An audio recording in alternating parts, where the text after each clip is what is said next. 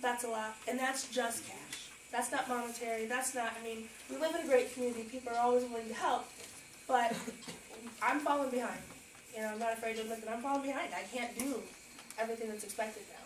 So I just wanted maybe you guys to look at this and see where it's at, see if you have any ideas, because the only thing I can see is to increase the only part-timer that I have. Chris, she's part-time now, right? How many hours is she? 21. 21 hours? Or 25. 25 hours? She gets IMRF. And She is 25. IMRF. And then if she's moved up to full-time, It's 10 hours. will she then be eligible for health Yes. insurance? Yes, she would. Now, on the IMRF, you say it's self-supporting. No. Our accounts are we pay, I used to come out of the general fund. My salary did. Okay, It no longer does. okay. Because the general fund couldn't afford it. So they took it out of public safety and we started paying it. Okay, okay. So the IMRF is still covered by general fund, right? I can't, I mean, she still gets, yeah, and she still gets that and I can't change that. So how much is, like, for the health insurance for a full-time employee, it is about $1,000 a month, or is it? I'm not really sure. Phyllis, you know how much that If it's is? a family, it's $1,400 a month. 1,400. If it's a single, it's $700. Chris, I understand your need, but my concern is as a fiduciary, you know, looking at where the county stands right now. And I appreciate the fact that your department is self-sufficient. I wish some of the other departments are self-sufficient right now, but they're not.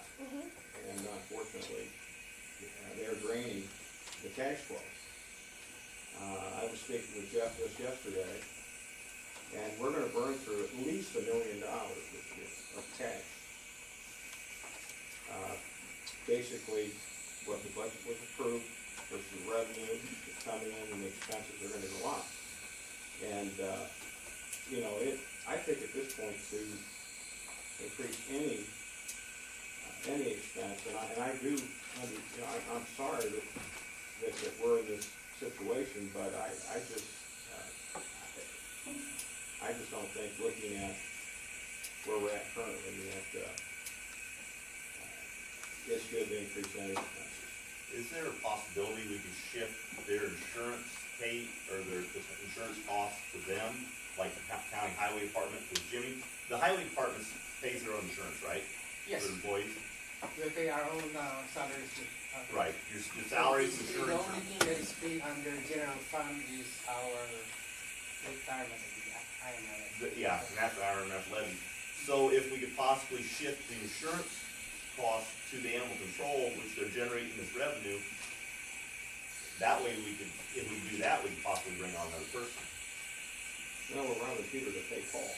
Yeah. But they do have the resident flow going where a lot of our other departments Oh, don't have that. I agree absolutely with what As you're much saying. work as she's doing and they're making money, you know, what would we do without Gail, you know? You know, how much revenue would we be raising? Yeah. Well, I guess we have to look at, how much is she taking out?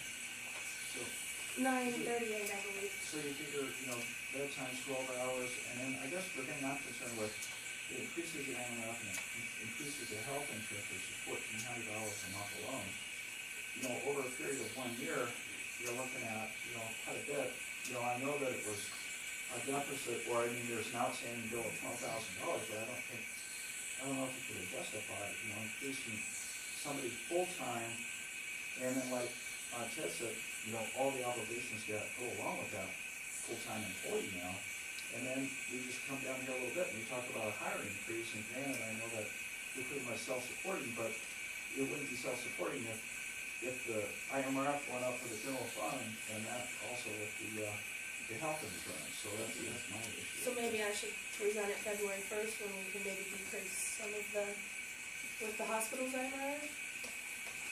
What's the determination on what a full-time employee is, what are the hours? Chris, what are the hours? Full-time employee? She's courthouse, so it'd be the same as the courthouse, because her office. Well, what's our, I think your question was, what hours is the Oh, sorry. full time? 35. That's the county policy, 35. Yeah, I think can we go nine instead of 10 and go 34? I think that Any bid's gonna help, especially if she's generating, revenue. I don't disagree with the fact that if you get a position that can increase your revenue, that's a good argument. And it's obviously not just the 12,000, I see other aspects to where we could utilize her. One of them being the fact that, I openly admit that, and Mike can vouch for that too. I don't understand. In addition to the hourly rate, you're probably looking at close to 19 or 20,000 additional, in addition to this salary increase. This is something we could take a look at about mid-year, Yeah, to see how we start to wade through some of our fiscal problems. correct. Yeah, I just don't want it to fall backwards. We're not We gonna, make leaps and we're not bounds gonna let forward, it I fall don't want it to fall backwards, backwards. but understand our situation I do. is critical, and, when we start looking at hiring freezes and other things, steps that we have to take to control overtime, and things that are gonna come down the road here in the next 9 months to prepare us for our 2014 budget. We can't go into 2014 the way we came into 2013. We just can't. So, with that being said, can you give the board a little time I can. to get Yep, our and arms everybody can around look at those. these issues that we're dealing with? Thank And you. feel free to look at this package. I can pick another month too, and it'll show you everything we do. We appreciate you coming here and Okay. And I can report. put together more numbers with Mike. Thanks for answering all the questions, Chris. Thank you very Okay, much. you're welcome. One of the things that you might be able to think about though, and just doing some rough math here, I understand where she's at, there's a lot of uncollected things that, there is only so much you can do in a day. And the insurance, that's a big cost. If we increase her hours, 7 hours a week, that's about $3,200 a year. And, from what Chris is saying, I don't know the girl, but, she surely ought to be able to bring at least that revenue to keep that salary going. We're going part way, we're not really spending any county money, and I appreciate where you're at, Ted, but I'm saying if we've got a department that, it sounds like they're working their butt off to get something there, maybe we can make a little adjustment tonight to, otherwise you're gonna have a soft employee after a while that's gonna say, what, I don't need this, for $9 an hour, I can go flip hamburgers, for Christ's sake. We've got a good employee, let's increase it, let's think about maybe But we increasing need it to to look- 32 hours. Yeah, but we need to look, if we increase the hours, are we obligated to any of the benefits then? Just the IMRF, which we're Which she paying already now, gets. she's already getting that now, the 35 hours, we're under the 35, we're at 32 hours, and we're not paying the insurance at that, if I'm on the same page. But we're giving some additional time where she can spend some more of, to get some more cases in Right. for Greg and maybe get this caseload down and get some more revenue in. And then in 6 months' time, as Ted is saying, maybe we'll have our hands wrapped around something, but if she's doing a good job, and I think the revenue that, if I'm reading this correctly, the revenue that, anticipated revenue we're gonna get in is going to more More than than pay for offset those her wage. additional 7 hours a week Right. that we're going to give her, that we would give her, I'm not going to. That's why I suggested 9 hours instead of the 10 hours, that would keep her away. Granted, you wouldn't have your hospital, your insurance and that, Our you paid contract for, won't allow but at that, I least the don't think. income would, Your union Our contract won't allow it, it's cut off at a certain hour. I see. 21 and or 4 days a week, and a long time ago, they had approved that I could go 25, but it's 4 days a week.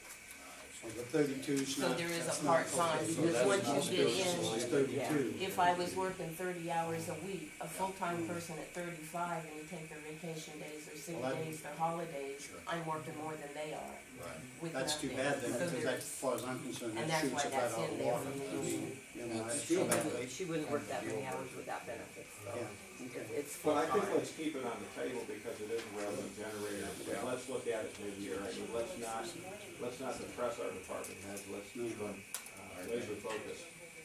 Thank you, Okay. thank you again. Well, thank you, Chris. Fred, is there anything else on animal control? Okay, Chad, do you want to give us a report on Tri-County Waste Management? Mr. Chairman, board members, I emailed out a summary of what I would normally talk about, and I'm not going to read it verbatim. In fact, I'm going to start at the bottom of the list of this thing. One of the things I do during this time of the year is register all the waste haulers. By the end of February, they'll have a little blue sticker in their right-hand corner of their front windshield if they're registered. And people say, why do you do that? Well, one, I have to make a report to the EPA, which is a collection of all the solid waste data, which would be the garbage that goes to landfill and the stuff that gets recycled, and that's one of the means that I get that data from these haulers. The other thing is for your protection. If we've got somebody out there that's not registered, and they pick up your trash and they take it to, let's say, Warren County and throw it in a ditch, that's still your trash. Even though you paid somebody to have it hauled away, your trash is yours forever. Class action suit that started back in the 70s in Galesburg when a landfill failed over there. Every one of these whose trash was in that paid to have that landfill rectified. There's 2 cases in Quincy now where 2 landfills failed down there, and all the trash that went in there, the people are paying now, 15, 20 years later to have that remedy. This is a little bit of a safeguard for that. It prevents the stuff in the end of the ditch and having you getting that thump from Tom some night saying, come get your stuff again. So that's going on this time of year. The other thing that I did was the registration of the collection facility in Macomb, because we are EPA registered on that facility. One of the things I do is look for money all the time as well. We have 3 new partners in that facility that are going to help us out financially. One of them being the city of Aledo, Village of Sherrard, and Fire Lake. They're going to help contribute cash monies to make this facility run. Last year in electronics, we did 611,259 pounds of televisions and computers. That's 182% over the year before. That's a staff of 1.5 people that did all that. It just blows me away. The paint, we were 151,959 pounds. We're going to break the 1 million pound on the paint since we started this project sometime between May and April.